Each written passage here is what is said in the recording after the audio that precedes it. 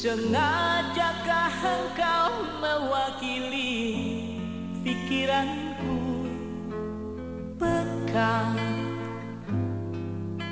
hitam berarak menyelimuti matahari. Aku dan semua yang ada di sekelilingku merangkak menggapai dalam gelap.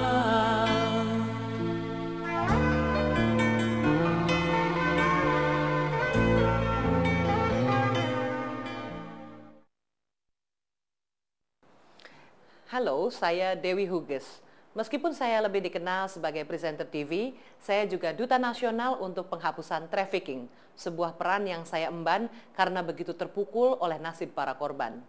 Perdagangan manusia atau human trafficking berarti orang dipaksa atau dijerumuskan ke dalam kondisi kerja di mana mereka dieksploitasi atau dimanfaatkan, seperti pelacuran, pengurungan, atau bentuk siksaan lainnya. Pelatihan ini menjelaskan pokok persoalannya agar pembuat kebijakan, penegak hukum, dan pekerja dapat ikut mengalahkan pelaku trafficking. Beberapa identitas telah diubah, tapi mereka ingin suaranya didengar agar orang lain selamat dari penderitaan seperti mereka.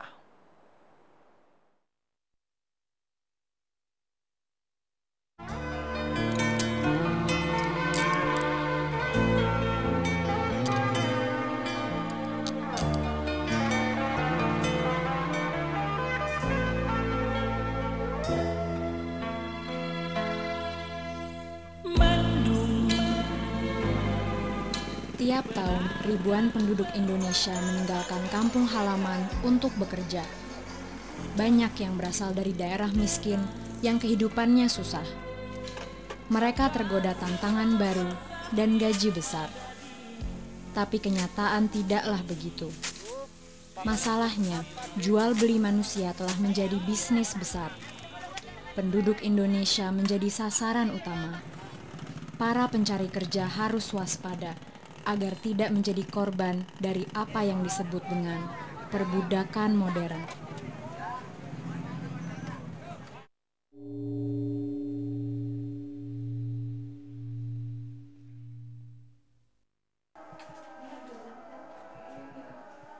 Raudoh adalah pekerja rumah tangga di Arab Saudi selama 9 tahun. Tapi pekerjaan terakhirnya begitu mengerikan, ia nekat terjun dari lantai 4. Tulang punggungnya pun patah. Sampai hari ini, Raudoh masih harus memakai penyangga untuk menyembuhkan cederanya. Tapi penderitaan mentalnya adalah cedera terbesar. Raudoh tak akan pernah melupakan siksaan majikannya. Luka-luka di kakinya ini akibat disetrika. Kedua lengannya penuh bekas luka pisau. Bahkan, Raudoh pernah disetrum dengan kabel listrik. Akhirnya saya itu disetrum, itu yang mulutnya. Dimasukkan ke WC, semua disetrumin. Itu mulutnya nggak boleh makan. Terus gimana saya nggak bisa itu?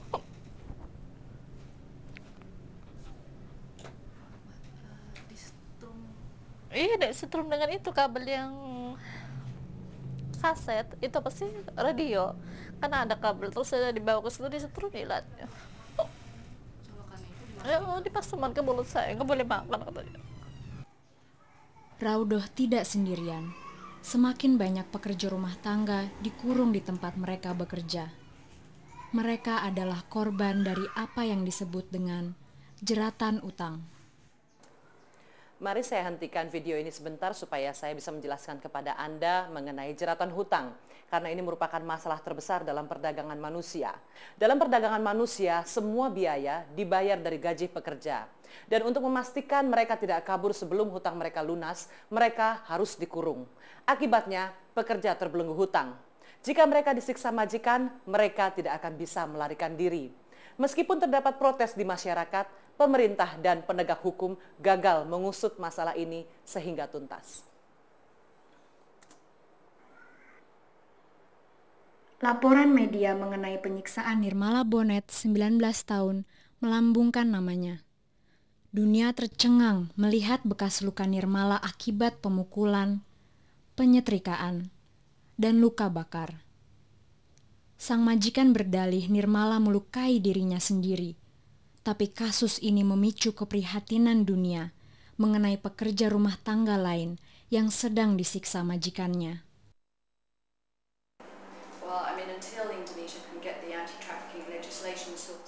ICMC memberikan penyuluhan dan bantuan kepada korban human trafficking.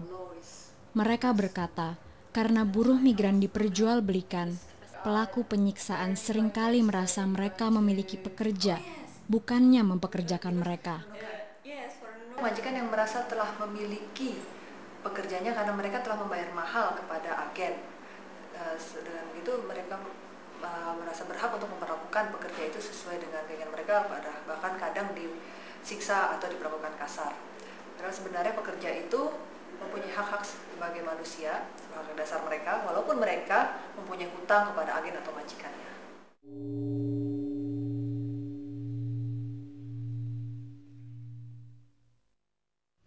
Assalamualaikum. Waalaikumsalam. Hampir 60% penduduk di desa Pak Romli terpaksa meninggalkan kampung halaman untuk mencari kerja. Sebagai sponsor, ia menunjukkan cara mengurus dokumen dan menjelaskan biaya yang diperlukan. Pekerjaan ini adalah bisnis mahal. Para pekerja harus membayar honor sponsor dan agen, sejumlah dokumen, serta biaya pelatihan dan transportasi. Bisa mencapai berbulan-bulan namanya sebelum mereka dapat menikmati hasil jerih payahnya bekerja. Kadang-kadang ada yang 1 bulan terima gaji, ada juga yang 2 bulan nggak terima gaji, ada yang 3 bulan terima gaji. Itu tergantung majikannya sih. Tapi sekarang memang sistem orang Saudi itu kalau belum 5 bulan orang Indonesia itu nggak bisa ngegaji dulu. Penduduk di desa Pak Romli miskin, jadi ia tahu kebutuhan mereka untuk mencari kerja di tempat lain. Tapi tidak seperti kebanyakan sponsor, ia memperingatkan mereka akan bahayanya. Banyak sponsor dibayar dan rela berbohong demi mendapatkan pekerja. Bagi mereka, ini adalah bisnis.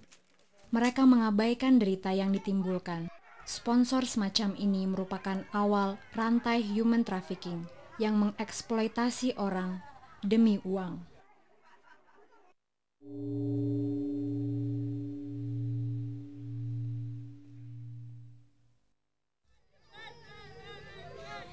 Ini tampak seperti sebuah penjara, tapi tempat ini adalah penampungan buruh migran. Mereka dikurung agar tidak lari dari utang. Para perempuan ini beruntung, tetangga mereka telah menghubungi polisi, mereka pun dibebaskan. Tapi banyak buruh migran telah dikurung berbulan-bulan, dan semakin lama mereka ditahan, semakin besar utang mereka. Penyerangan fisik maupun seksual kerap dilaporkan. Dan biasanya tempat-tempat ini penuh sesak dan kotor. Waktu itu juga tempat untuk kita tidur juga tidak nyaman karena kita juga campur dengan gudang, bahkan kita kadang berdesak-desakan. Sampai-sampai pun kita tidur ya ada juga yang kita tidur tikusnya lewat di badan kita juga ada itu. Ini adalah salah satu tempat penampungan yang layak. Sesuai hukum, pekerja rumah tangga dilatih untuk persiapan kerja. Mereka belajar cara memasak, menyiapkan meja dengan baik, dan penyajian makanan. Pelatih memastikan siswa tahu cara mengerjakan semua hal dengan standar yang sangat tinggi. Mereka belajar cara merawat bayi dan orang sakit. Tanpa pelatihan macam ini, pekerja tak mampu menjalankan alat rumah tangga modern yang tidak mereka miliki di rumah. Para majikan sering menggunakan pendidikan yang kurang sebagai alasan mengapa mereka menjadi marah kepada pekerja rumah tangga mereka.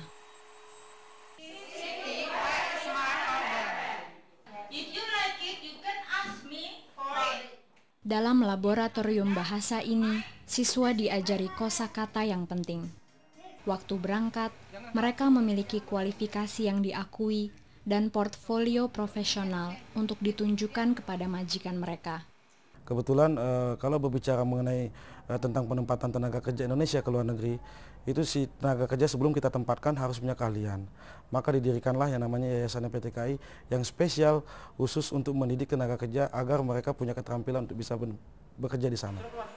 Tapi bahkan tempat pelatihan ini pun mengurung siswanya.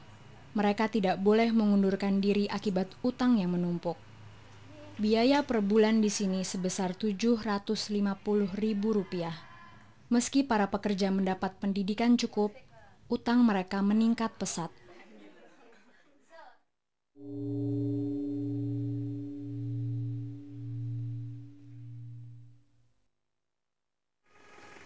Setelah pulang ke Jakarta, Giati menolong korban human trafficking seperti dirinya. Ia mengantar makanan dan alat mandi kepada pekerja di rumah sakit. Tapi kunjungan ini mengingatkan Giati akan pemeriksaan medis memalukan di tempat penampungan. Pemeriksaan bukan hanya wajib, tapi juga melanggar hak asasi dan biayanya menambah besar utang.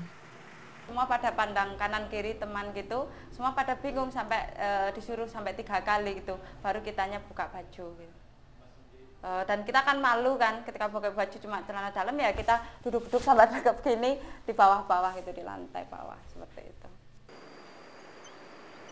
Ada kalanya Wurtiah takut ia tak akan pernah pulang. Ia ingin kerja di luar negeri tapi gagal tes kesehatan dan agennya berkata ia harus bekerja di Indonesia dengan menahan gaji 3 bulan pertama untuk menutupi biaya. Wurtiah ingin pulang, tapi agennya berkata ia telah menandatangani kontrak 2 tahun dan satu-satunya pilihan adalah melunasi utangnya. Walaupun sakit, utang ini memaksa Wurtiah bekerja. Itu kan langsung nangis saya. Dia bilang, "Unfit ya, saya kalau unfit saya pulang aja.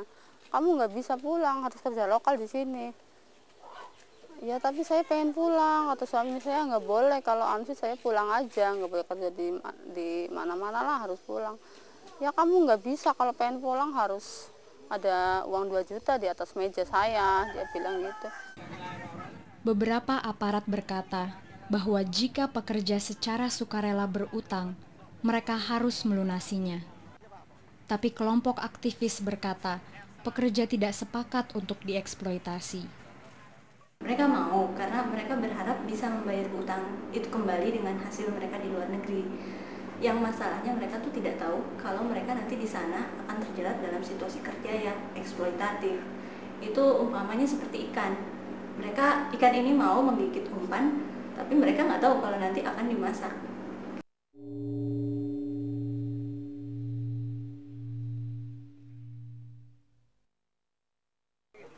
Ini terlihat seperti warung biasa, tapi banyak perempuan muda penjajah minuman telah dijual orang tua mereka kepada germo.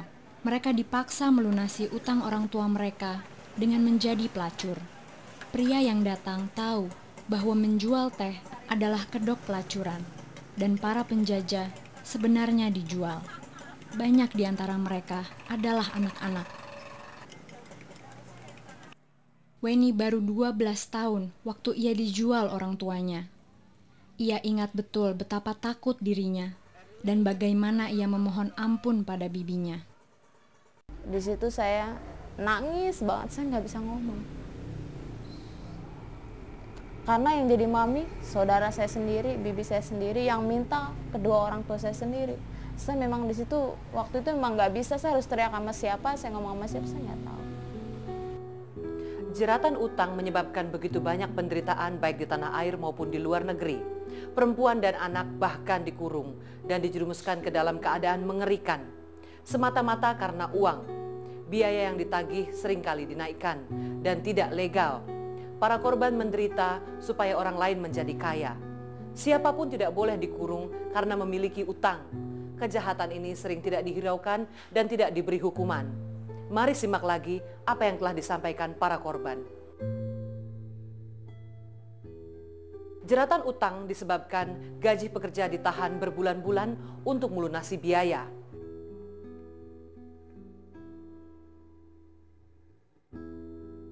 Agensi tempat penampungan dan majikan sering mengurung pekerja agar mereka tidak kabur sebelum utang mereka lunas. Akibatnya, pekerja terbelenggu hutang mereka. Sejak direkrut, pekerja mengeluarkan banyak biaya. Jika mereka tidak bisa langsung membayar, mereka dipaksa terus bekerja walaupun sakit atau disiksa. Meski undang-undang seharusnya diperkuat untuk menuntaskan masalah ini, kegagalan untuk memberdayakan hukum yang telah ada membahayakan orang Indonesia. Sampai hal ini diusut, pekerja harus berjuang sendirian untuk melindungi dirinya. Mari simak beberapa tips berikut. Berhati-hatilah memilih agen, cari tahu berapa biaya dan cara melunasinya. Mintalah kontrak dan pelajari secara seksama.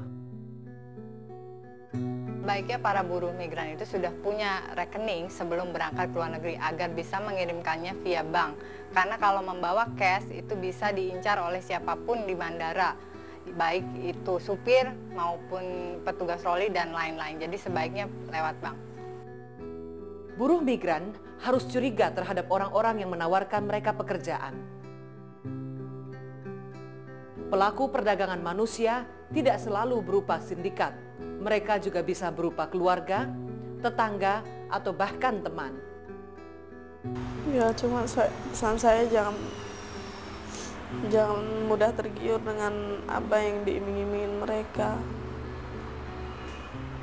Jangan percaya 100% sama teman. Belum tentu teman kita itu baik sama kita. Enggak, mungkin baik di depan kita, di belakang kita, tak tahulah namanya orang. Pesan saya hati-hati aja. Berikan data sponsor, agen, dan majikan Anda kepada keluarga.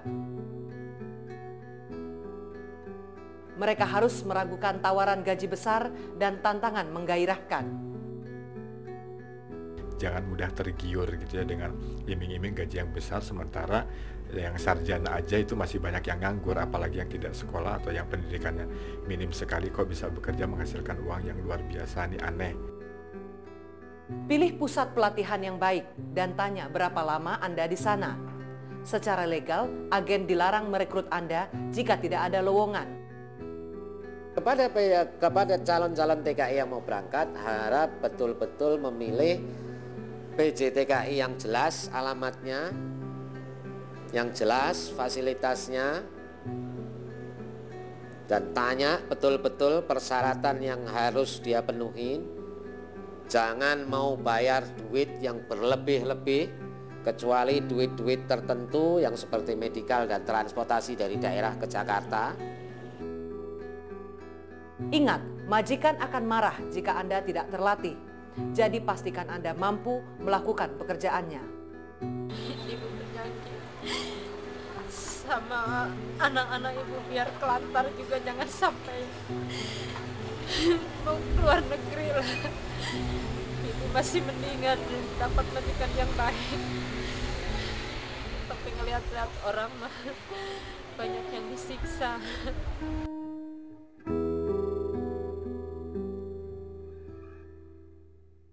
Bahkan agen yang terdaftar memberi pekerja dokumen ilegal. Banyak dokumen yang dipalsukan mengganti informasi penting khususnya usia anak-anak agar sesuai batas usia Undang-Undang Ketenagakerjaan. Mereka juga membujuk buruh migran untuk menerima visa yang salah atau menyelundupkan mereka melintasi perbatasan bahkan tanpa paspor. Pekerja ini menjadi imigran gelap serta terancam pengurungan dan deportasi. Agen semacam ini adalah pelaku perdagangan manusia. Mereka tahu hukumnya, tapi tidak peduli nasib pekerja selama mereka memperoleh uang. Mari simak akibat dari bisnis di mana orang adalah barang dagangan.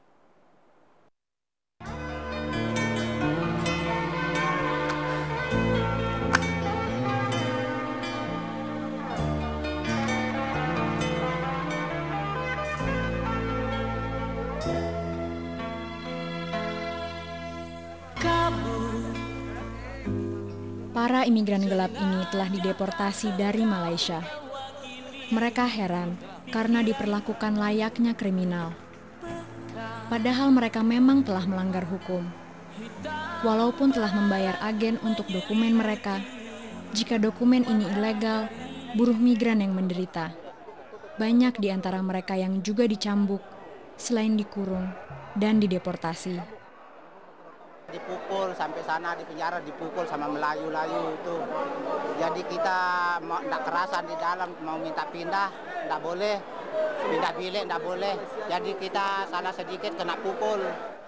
Pelaku trafficking membujuk pekerja untuk memakai paspor orang lain, dokumen palsu, atau visa turis. Mereka tidak menjelaskan bahwa ini adalah pelanggaran hukum serius.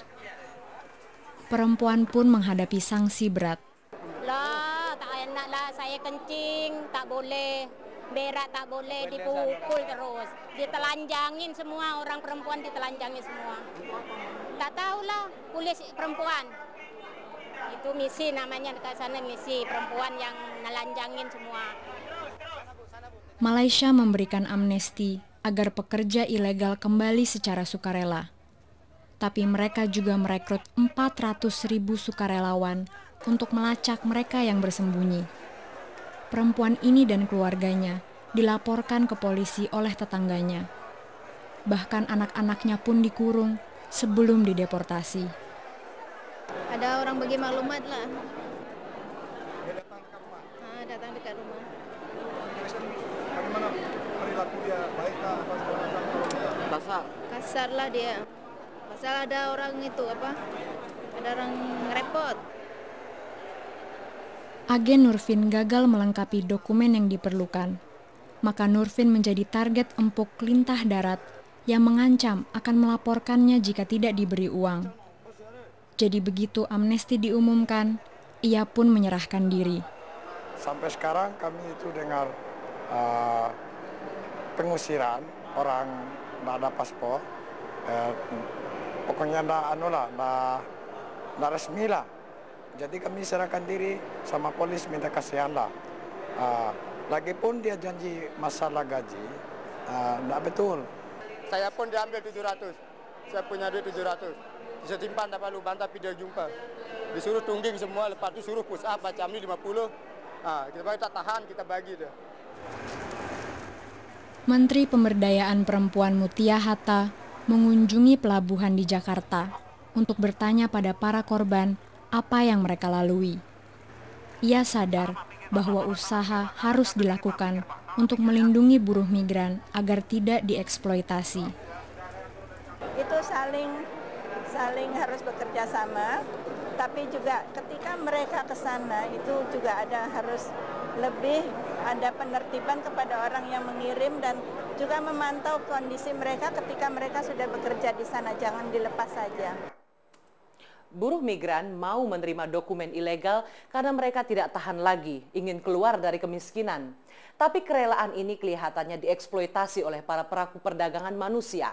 Mereka memanfaatkan status ilegal untuk mengontrol pekerja, mengancam mereka akan ditangkap jika melarikan diri. Walaupun dokumen mereka asli, para agen sering menahannya untuk menjerat pekerja. Agen memanfaatkan ketakutan ini untuk menjerumuskan mereka ke dalam pekerjaan seperti pelacuran.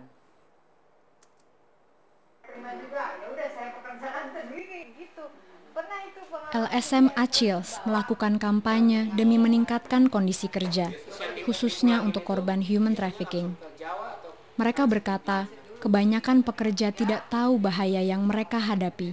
Orang yang masuk ke dalam suatu negeri tanpa dokumen yang legal, tidak lengkap, itu bisa dimanfaatkan karena bisa dipekerjakan tanpa dia mau, tanpa persetujuan dia untuk dipekerjakan sebagai apa saja dan dia tidak mempunyai perlindungan sama sekali. Maka dari itu dia bisa menjadi korban dari perdagangan manusia.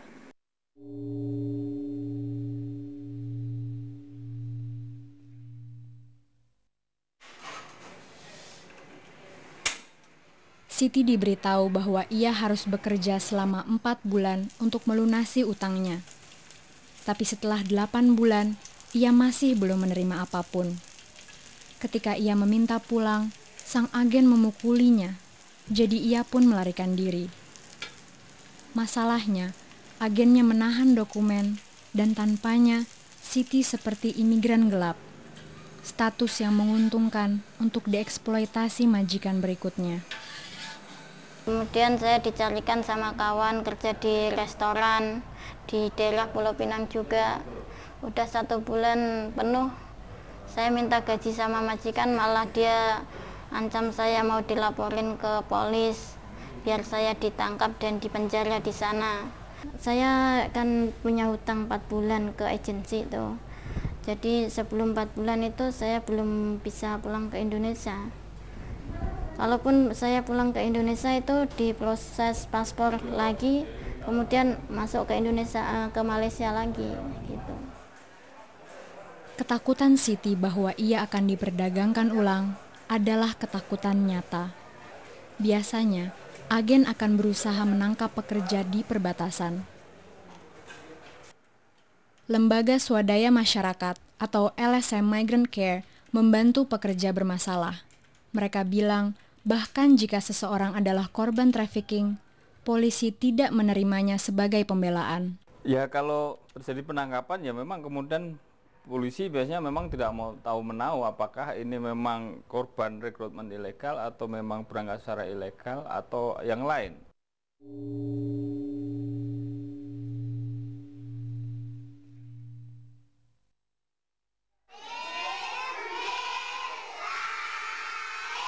Hampir 40% anak-anak tidak terdaftar saat lahir. Jadi jika mereka ingin bekerja di luar desa, mereka membutuhkan bukti identitas dan surat izin.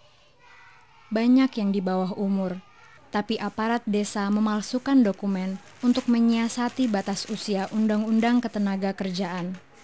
Pikirnya ia sedang menolong, tapi tanpa disadari, ia sedang membahayakan mereka dengan memberikan mereka dokumen palsu.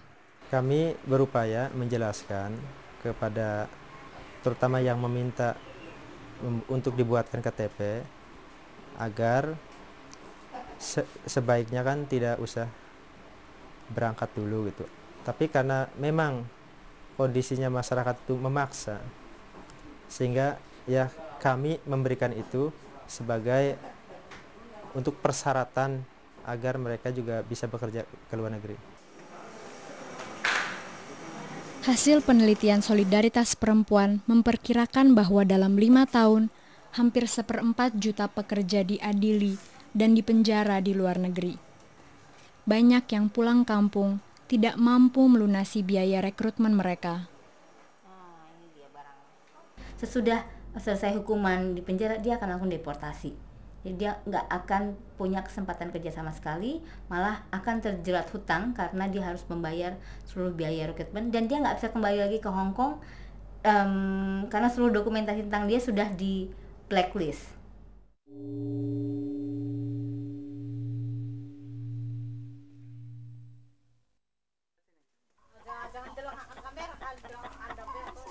Hidup Cha Singkem kembali normal setelah penyanderaannya di Irak berakhir.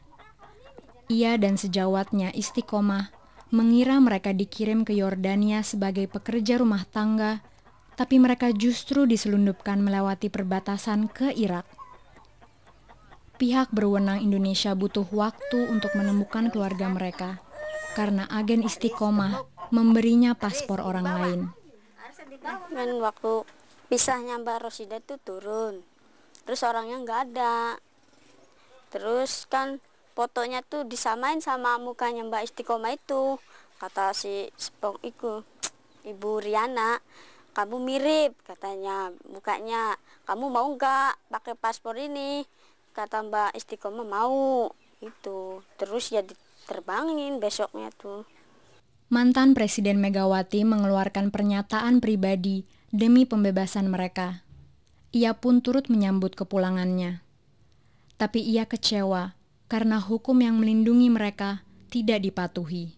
Karena beberapa kali mereka tidak diproses dalam artian yang akurat akan dipekerjakan kemana. Kalau sebenarnya yang akan mereka dapatkan bekerja di Singapura atau di Malaysia, tetapi yang disebutkan pada mereka adalah pergi ke Yordan. Tetapi pada kenyataannya mereka dibawa sampai ke Irak. Meskipun menelpon seluruh pelosok dunia, Departemen Luar Negeri tidak dapat memastikan identitas sandera. dokumen ilegal mereka mengakibatkan kebingungan dan penundaan. Hal inilah yang menurut kami juga perlu mendapat perhatian, bukan hanya dari tentunya pemerintah ya, tapi juga individu yang akan juga ingin berangkat atau bekerja ke luar negeri, bahwa dokumentasi dan juga identitas dan data bagi paspor adalah sesuatu yang penting. Ini adalah putra Casingkem. Ia dirawat oleh kerabatnya ketika ibunya pergi. Ironisnya, bisa saja ia tidak pernah melihat ibunya lagi jika Casingkem tidak disandera dan dikirim pulang. Ribuan pekerja menghilang tiap tahunnya, dan jika mereka memiliki dokumen ilegal, mereka mungkin tidak akan pernah ditemukan. Kisah Casingkem dan Istiqomah memperlihatkan betapa bahayanya keluar negeri dengan dokumen ilegal.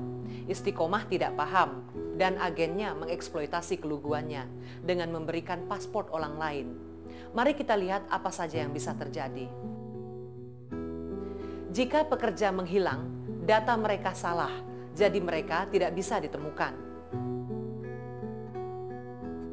Jika mereka sakit atau meninggal, mustahil untuk melacak keluarga mereka. Jika imigran gelap disiksa, mereka tidak dapat mencari pertolongan karena bisa ditangkap. Majikan juga dapat memanfaatkan rasa takut mereka akan ditangkap untuk memaksa mereka bekerja sebagai pelacur misalnya, atau tidak membayar mereka. Preman dapat memeras pekerja ilegal. Jika ditangkap, mereka bisa dikurung, dihukum, dan dideportasi, bahkan jika mereka korban perdagangan manusia. Pelaku perdagangan manusia memanfaatkan orang-orang untuk uang dan tidak peduli jika pekerja susah. Hal ini berarti buruh migran harus hati-hati. Jangan keluar negeri secara ilegal atau tanpa dokumen yang benar. Pertama, bermigrasi secara legal ya. Jadi jangan pergi secara ilegal. Karena dengan pergi seperti itu, Anda bisa terdaftar di Kedutaan Besar Indonesia di negara setempat. Sehingga mereka bisa tahu di mana Anda bekerja, siapa majikan Anda. Jangan gunakan dokumen orang lain. Jangan biarkan agen memalsukan dokumen atau data Anda. Risikonya banyak. Kita terancam kerja. Jadi di sana pun kita terancam. Dalam perkebunan misalnya ada sanceng lah, ada preman lah. Kalau di sini ada polis lah. Kita tidak bagi gaji lah. Pastikan buruh migran atau BMI pergi melalui agen PJTKI yang terdaftar di Dinas Tenaga Kerja.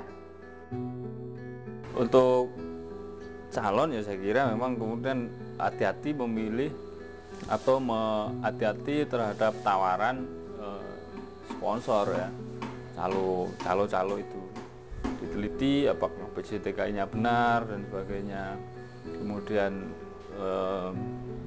dilihat apakah job ordernya ada, ditanyakan. Simpan fotokopi KTP, paspor, visa, dan kontrak di tempat yang aman. Jangan takut untuk meminta pertolongan dari kerabat, LSM, dan lain-lain. Semua pihak, keluarganya, orang tuanya, tenaga kerjanya, termasuk juga para pejabat dari mulai lurahnya, RT-nya, ya, tim di kabupaten, dan terakhir mungkin di bandara-bandara dari petugas imigrasi, ya, boarding pass dan lain sebagainya. Kalau menemukan nama lain dengan foto lain atau apa kan dengan mudah jangan mau memberangkatkan itu, nanti akan ujungnya akan menjadi persoalan besar. Laporkan keberangkatan dan kedatangan pada kepala desa Anda. Yang penting pokoknya entah orang yang tua, yang muda, yang masih kecil, janganlah kepengen cita-cita pergi ke luar negeri. Udah mendingan ngelola lah negeri sendiri kan kaya sebetulnya.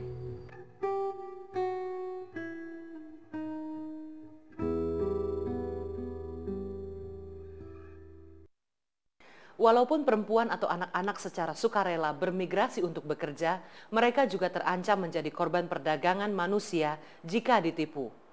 Hal ini bisa terjadi karena mereka dipaksa bekerja dalam kondisi tak aman atau tak sehat, gaji rendah, atau untuk jenis pekerjaan lain. Penipuan paling awam adalah di mana perempuan membayar agen untuk memperoleh pekerjaan rumah tangga, tapi malah dijerumuskan ke dalam pelacuran.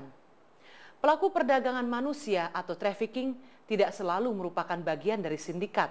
Mereka bisa saja berupa kerabat, teman, atau tetangga. Sedihnya hal ini membuat susah mengenali mereka sebelum terlambat.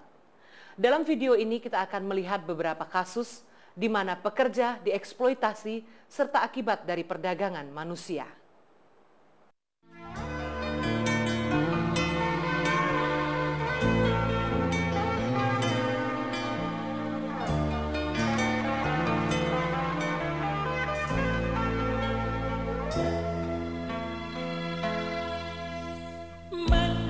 Yatimi dan keluarga masih berusaha mencari tahu apa yang telah terjadi pada putrinya. Ika direkrut oleh tetangganya untuk pergi ke Taiwan sebagai pekerja rumah tangga, tapi ditemukan tewas di depan kompleks apartemen ini di Malaysia. Polisi percaya Ika bunuh diri karena dikurung dalam sebuah apartemen di lantai 15 dan disuruh menjadi pelacur. Ayahnya ingin para pelaku trafficking Ika ditemukan dan berkata ia tak akan pernah bisa memaafkan tetangganya yang merekrut Ika. Saya tidak terima. Anak saya dibawa sus sampai meninggal di luar negeri. Saya ini seperti tidak bertanggung jawab.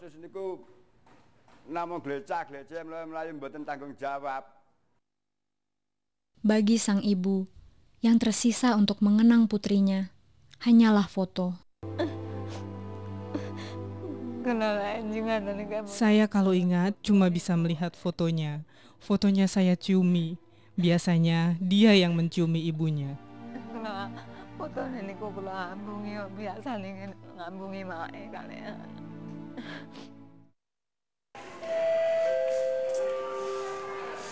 Perhatian pada penumpang Garuda Indonesia dengan nomor penerbangan Yang menghadapi bahaya bukan hanya mereka yang keluar negeri.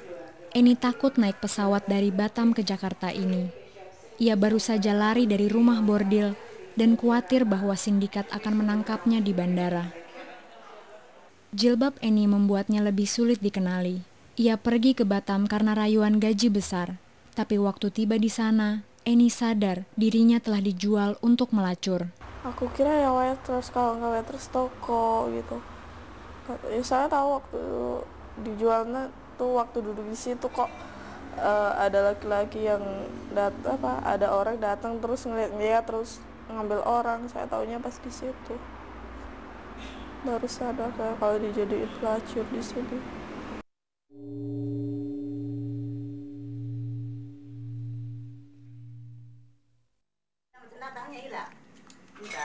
Nurhayati cacat setelah lompat dari lantai 2. Ia lari dari majikannya di Malaysia. Kini ia berjuang merawat 9 anaknya. Ia putus asa waktu sang majikan memperlakukan dirinya seperti budak dan tak mau menggajinya. Ya nggak tahu saya desak gitu, Pak, gimana kerja saya ini berapa 1 bulannya atau 1 tahunnya. Ya dianggapnya saya rewel gitu. Makanya saya mikir gitu, dari situ saya habis itu mikir, ya gimana anak saya kalau saya bertahan 2 tahun juga kalau nggak dapat uang gitu, begitu.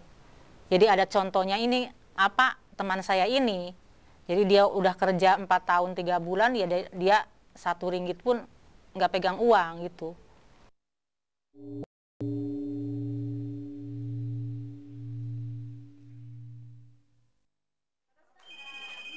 Setiap tahun, semakin banyak buruh yang pulang berakhir di Rumah Sakit Polri Jakarta.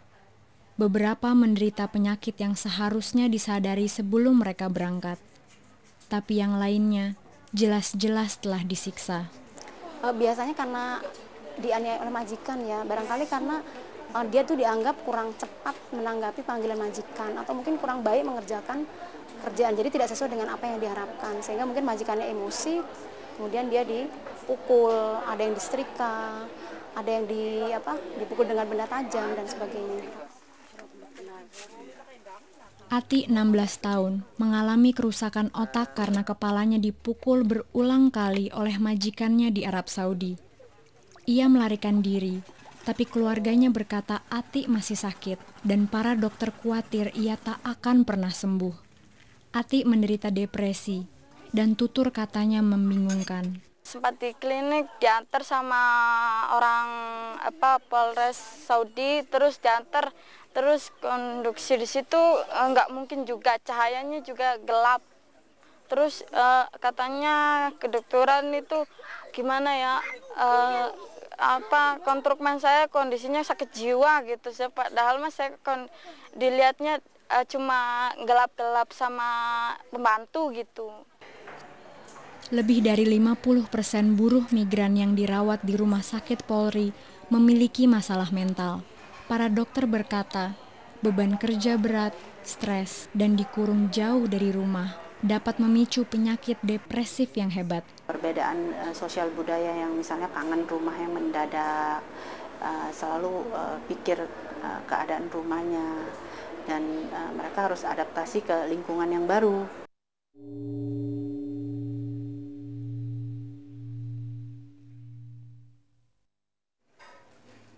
Ani baru berusia 16 tahun waktu pergi ke Jepang untuk menjadi penari tradisional. Ani masih di bawah batas usia kerja dan terlalu muda untuk menghadapi pergolakan emosi. Pekerjaannya sangat berbeda. Ani malah menari di tempat karaoke sampai jam 4 pagi. Banyak temannya yang ditipu menjadi pelacur.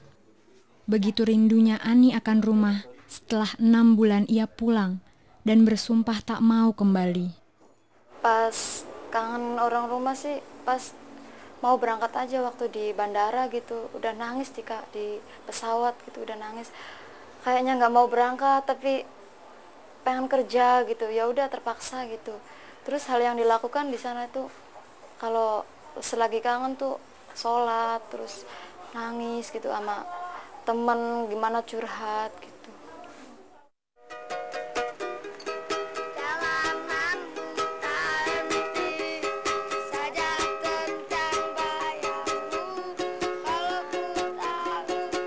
Anak-anak sangat rentan. Mereka belum memiliki kesempatan untuk mengembangkan naluri untuk menjaga diri dan mudah ditipu. Anak menurut Konvensi Hak Anak adalah seseorang yang belum matang baik secara fisik, mental maupun spiritual. Oleh karena itu mereka menjadi sangat lemah dan beresiko. Karena mereka belum dewasa, tidak berpikir seperti orang dewasa, tidak tahu mana yang baik dan buruk. Karena spiritualnya masih sangat lemah, sehingga kalau misalnya mereka dipekerjakan, ini akan membuat perkembangan mereka terhambat, merusak perkembangan mereka, baik secara fisik, mental maupun spiritual.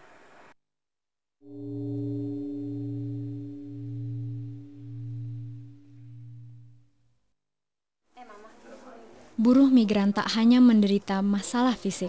Waktu kerja di Taiwan, Soirah dilarang sholat dan dipaksa makan masakan yang digoreng dalam minyak bekas memasak babi.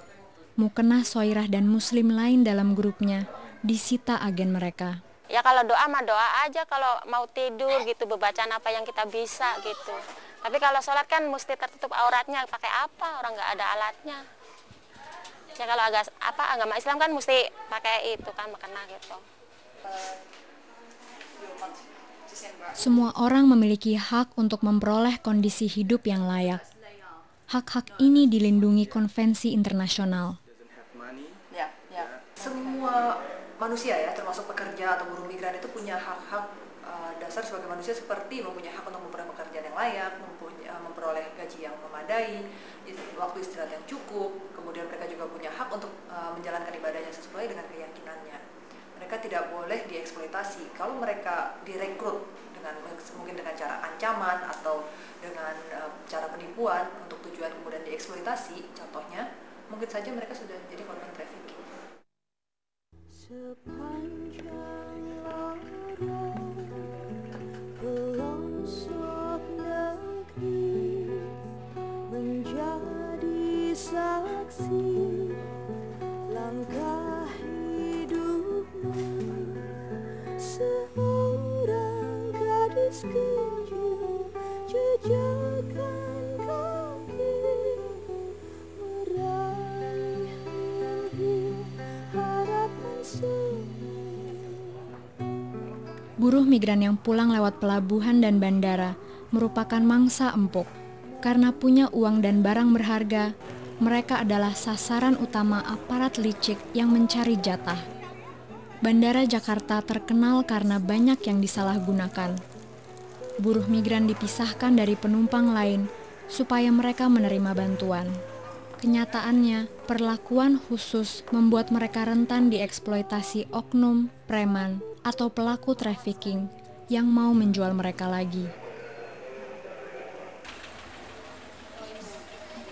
Saat Yati naik angkutan umum hari ini, ia teringat bagaimana ia dicurangi. Meski Yati telah meminta kerabatnya untuk menjemput, ia disuruh naik angkutan Terminal 3. Ia sudah bayar ongkosnya di bandara, tapi di tengah perjalanan pulang, ia dipaksa membayar lagi. Sudah, kalau tidak diberikan uangnya, saya tidak akan ngantar. Keselamatan Anda tidak ada, katanya. Kalau ibu sekarang berikan uang, ada jamin keselamatannya sampai rumah. Susi masih harus berhemat saat belanja. Padahal ia telah bekerja 2 tahun di Kuwait. Susi dipaksa supir bis untuk menguangkan cek gajinya. Ia menerima setengah nilai ceknya, dan waktu Susi protes, supir bis mengancamnya. Kata saya, kok dapatnya 3 juta, kamu mau selamat apa mau enggak? Kalau nggak mau selamat ya terserah, nggak bisa nemuin keluarga, begitu. Di jalanan kalau mati, kalau palanya putus kamu biarin.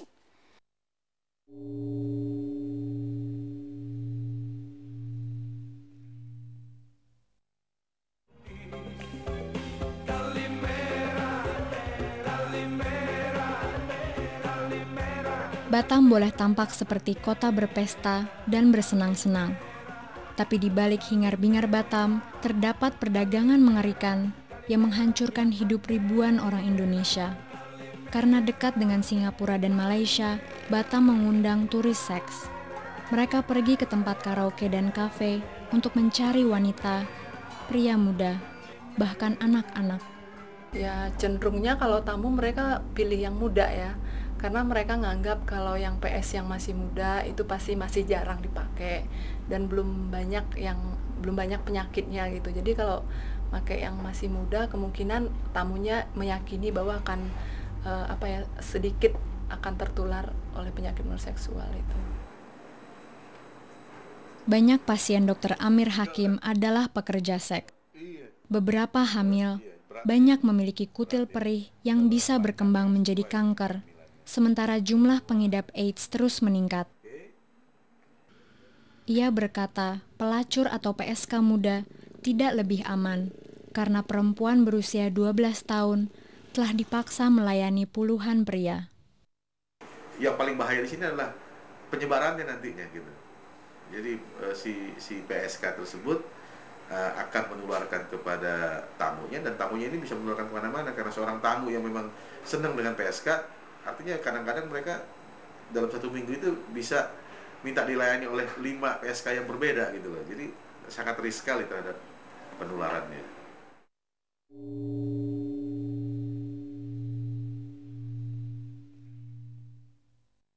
Datang seekor nyamuk,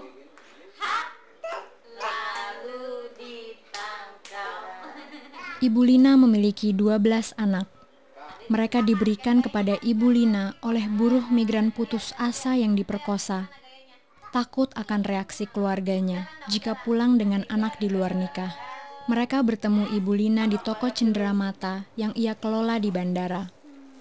Ibu Lina masih ingat betapa putus asanya ibu pertama yang ia tolong.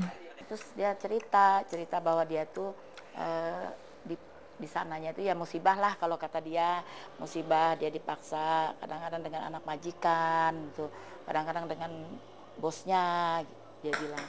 Nah itu terus saya bilang oh gitu, jadi ceritanya gimana nih, lahir di mana? Ya saya terus masuk penjara Mbak, kata ini juga lahir di penjara. Haryani pulang ke Cirebon dalam kondisi hamil setelah dipaksa melacur. Ia pergi ke Singapura sebagai pekerja rumah tangga, tapi kehilangan pekerjaannya dan dikirim ke Batam. Utangnya begitu besar sampai para majikan Indonesia tidak mampu mempekerjakan Haryani. Agennya berkata Haryani masih harus mencari cara untuk melunasi utang. Kata saya, Bin, gimana saya ini kerja kok kayak gini? Ya udah kamu mungkin gak cocok jadi pembantu, kamu kerja di bar aja katanya. Gajinya besar katanya, ke Malaysia, ke Singapura. Kerja apa? Saya pikir. Itulah kayak gitu. Wah, saya nggak mau kalau kayak gitu. Beberapa waktu setelah wawancara direkam, Haryani melahirkan bayinya, tapi komplikasi terjadi. Baik Haryani maupun bayinya meninggal. Haryani minta ceritanya didengar karena ingin sesuatu dilakukan untuk menghentikan kesengsaraan yang ditimbulkan human trafficking. Mari berharap Haryani tidak mati sia-sia dan kisah sedihnya menggugah hati yang berwenang dan penegak hukum untuk mengusut perdagangan kejam ini.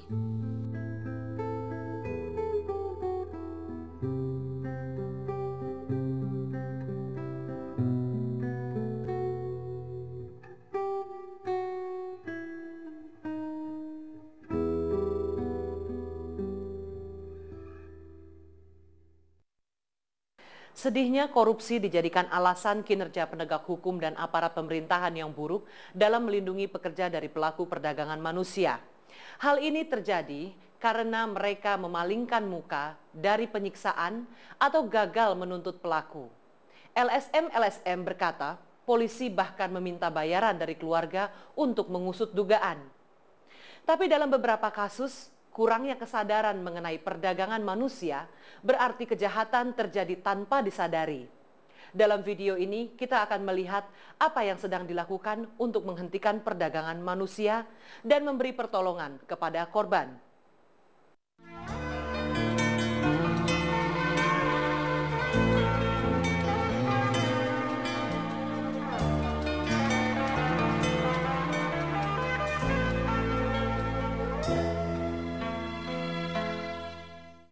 Lihat nak, baca, ini warung kita. Drama ini tentang warung yang dipakai untuk menjerumuskan anak-anak ke dalam pelacuran. Pemiliknya terkejut, menyadari bahwa Germo telah mengincar para pelanggan mudanya. Semua orang dalam drama ini adalah korban trafficking. Mereka memakai teater untuk meningkatkan kesadaran demi menyelamatkan orang lain agar tidak dieksploitasi. Salah satu aktris berkata, kalau ia telah diperingatkan, mungkin ia sadar bahwa wanita yang ia pikir adalah temannya sebenarnya adalah pelaku trafficking. Ia baru 14 tahun saat sadar ia dikurung dalam sebuah kamar hotel di Bali dengan seorang pria. Saya bilang, mau apa di sini? Saya bilang gitu. Loh, saya itu tamu kamu harus melayani saya dengan baik, dia bilang gitu. Dokumenter ini memperlihatkan bahwa warung dipakai untuk menjerumuskan anak-anak. Lokasi dekat sekolah mempermudah menjangkau remaja. Mereka memberi cicilan untuk handphone atau buku. Tapi jika sang gadis tidak dapat melunasi utang, ia dipaksa menjual keperawanan. Para gadis menghadapi hamil di luar nikah, penyakit seksual, dan penyesalan. Nangis, terus mandi berapa kali, kayaknya gimana gitu, sedih habis.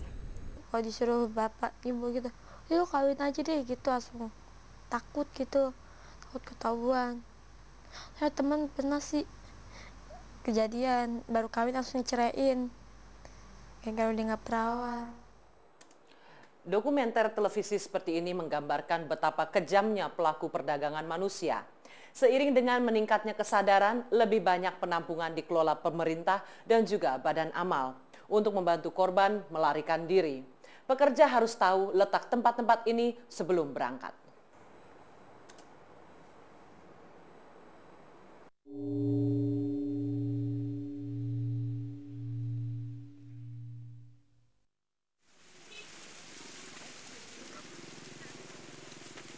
Cariem hanya menghasilkan Rp10.000 sehari sebagai petani. Tapi ia memilih berjuang di tanah air ketimbang bekerja di luar negeri lagi. Ia dikurung oleh agennya di Malaysia, tapi ia akhirnya melarikan diri ke kedutaan Indonesia. Ya udah, kalau kamu udah larikan diri di sini udah aman, yang penting kamu udah sabar di sini, yang penting kamu makan, walaupun nggak dapat gaji kamu nanti bisa pulang di Indonesia. Karena lokasinya, Dinas Sosial Batam mengurus beragam kasus penyiksaan. Banyak yang dikirim oleh kedutaan Indonesia di Singapura dan Malaysia. Kebanyakan kasusnya permasalahan itu karena ditipu pengarah tenaga kerja. Itu ada persentasenya tinggi, kalau itu ada sekitar 60% nggak salah saya.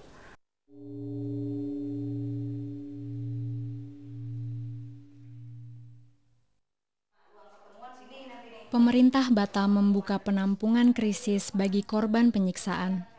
Mereka berkata semua harus sadar, jika mereka dikirim ke kota wisata, kemungkinan besar mereka akan dieksploitasi. Jangan mudah ditipu, khususnya kaum perempuan dan anak.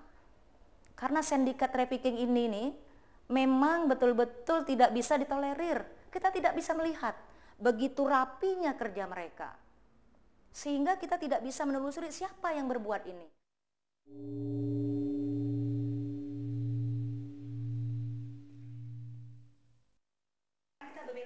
Para wanita ini telah diselamatkan polisi. Karena human trafficking menjadi masalah yang besar, unit khusus dibentuk untuk mengusut sindikat-sindikat. Langkah pertama adalah mendidik polisi untuk mengenali penyiksaan. Pada saat mengajar di pelatihan-pelatihan investigator, para penyidik itu kita tekankan bahwa melindungi korban adalah prioritas. Jadi kalau misalnya di suatu tempat itu ada korban traffickingnya, dia katakanlah misalnya melalui temannya minta bantuan polisi, maka polisi harus memprioritaskan menyelamatkan korban.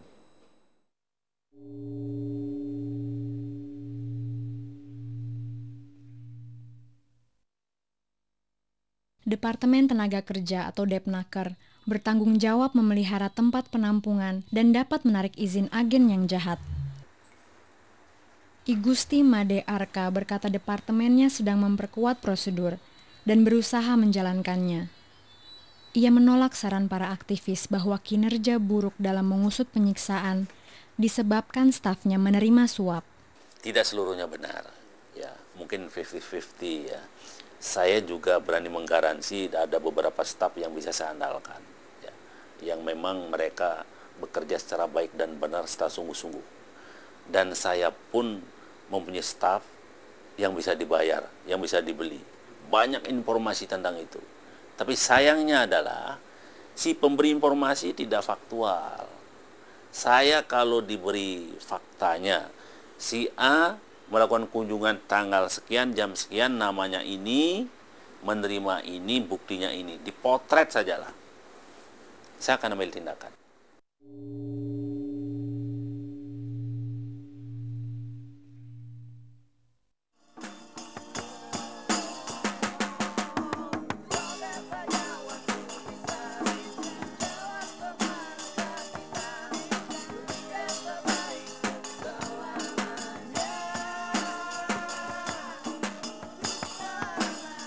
Para musisi ini memulai karir di jalanan. Mereka tahu perjuangan mencari uang. Jadi kini mereka membangun penampungan untuk menolong anak jalanan. Mereka mendengar langsung bagaimana anak-anak disiksa oleh sindikat jika mereka tidak memperoleh cukup uang dari meminta-minta. Mereka dipukul, artinya ini sebagai terapi. Kalau lo nggak bisa ngambil target sesuai yang gue inginkan, terapinya ini sebagai terapi, hasilnya akan seperti ini. Jadi pukul.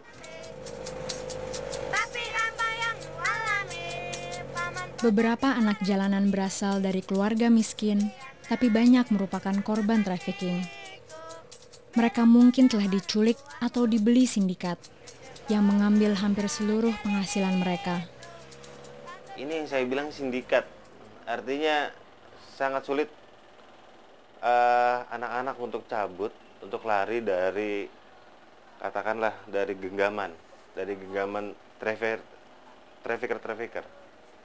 Karena selalu mereka melakukan monitoring yang ekstra ketat. Tempat seperti Sanggar Anak Akar di Jakarta memberi tempat pelarian bagi anak. Di sini mereka punya kesempatan unjuk keterampilan dan juga tempat untuk tinggal. Penampungan semacam ini melindungi anak dari bahaya dan memberi mereka peluang membebaskan diri dari jeratan kemiskinan. Para korban trafficking ini menjual kacang goreng untuk membayar penginapan dan perjalanan pulang.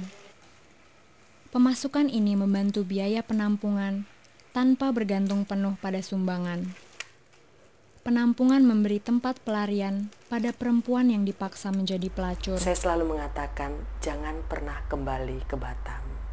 Dan saya selalu menyarankan supaya jika mereka muslim dan kebanyakan muslim yang saya tangani, saya selalu mengatakan kembali ke agamamu, masuk ke persekutuanmu, masuk ke masjid, masuk ke wiritannya orang Islam, dan ceritakan apa yang kamu alami supaya kamu bisa mencegah orang-orang di sekitarmu mengalami hal yang sama.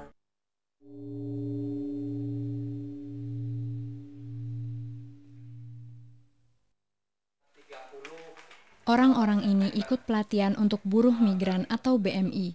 Mereka akan menghadapi bahaya dan mau menyiapkan diri.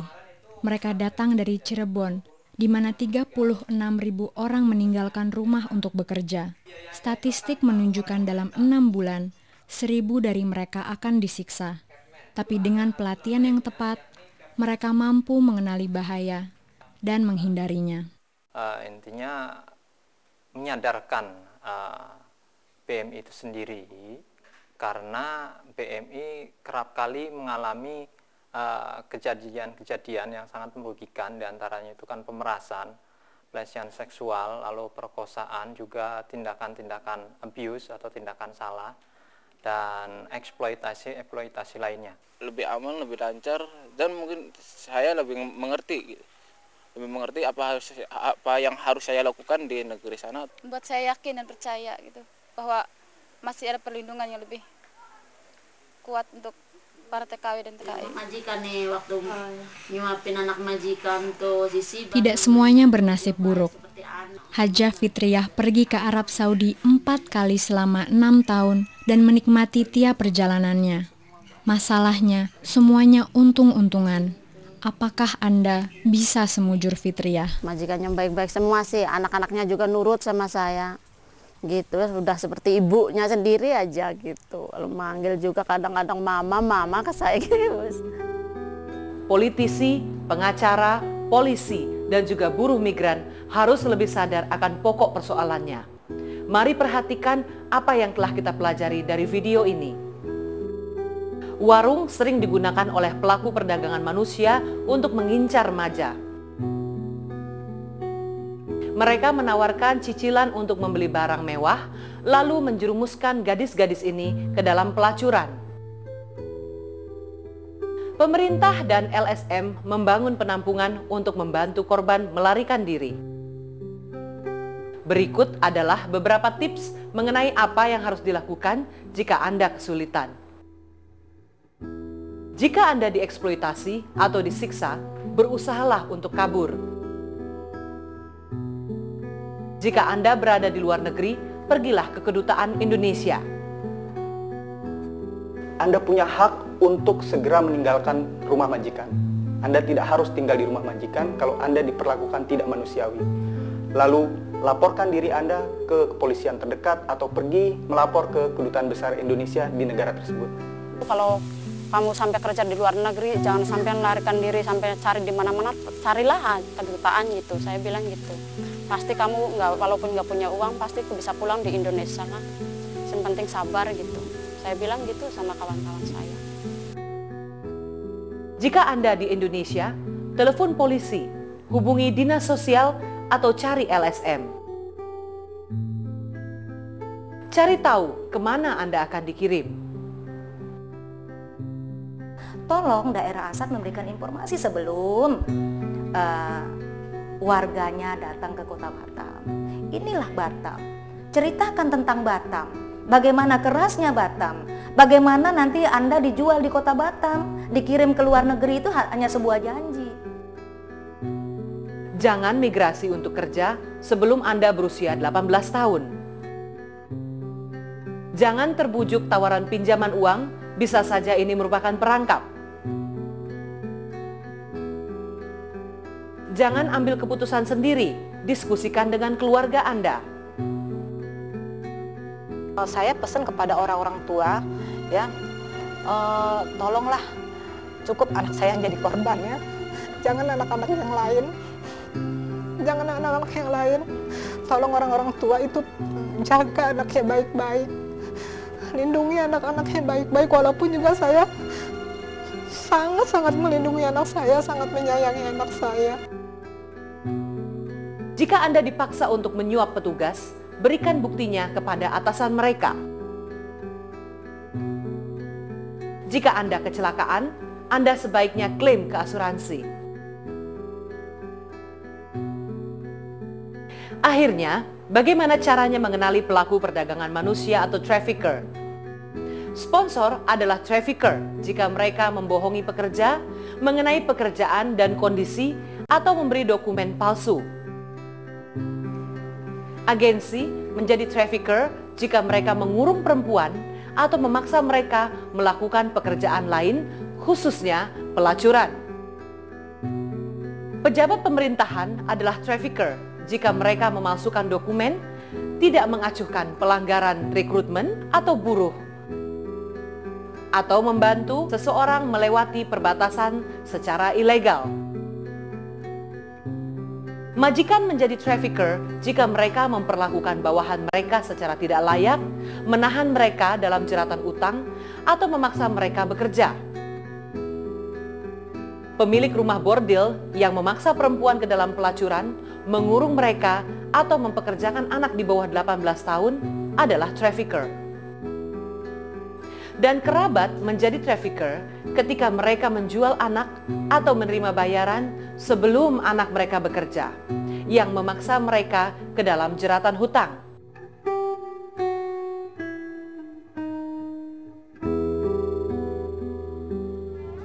Marilah kita bergandeng tangan dalam kampanye penghapusan trafficking untuk menghentikan bangsa kita dijual sebagai budak modern.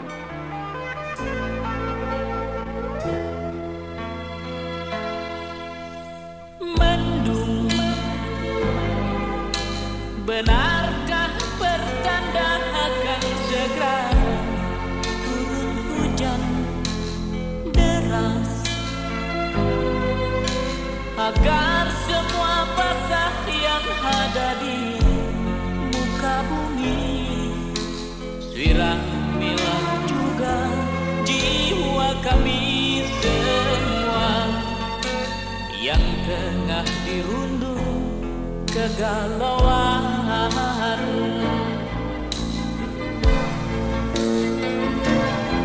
Roda zaman menggilas kita, terseret tertati-tati, sumbu hidup terus dibunuh, berpacu dengan waktu.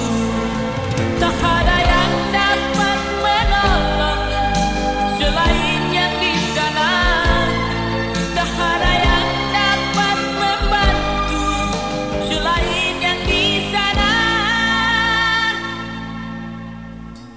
Dialah Tuhan, Dialah